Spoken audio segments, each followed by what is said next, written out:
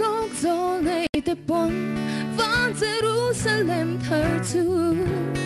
lung hu kong kar moi le ro pui en na ma tak na chu num ma tui a loang chu mun na chwa le chut pa a hwa ve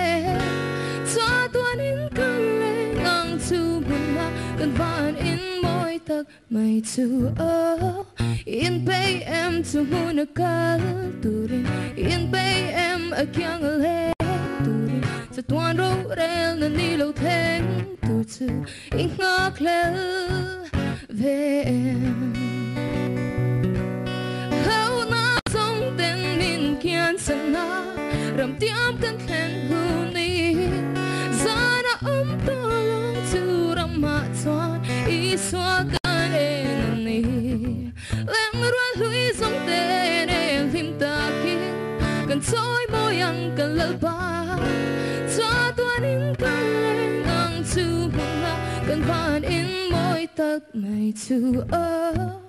in bay em chu hun a kal turin in bay em a kyang a leng turin sa tuan ro rel na ni lo theng tu chu in ngak le ve em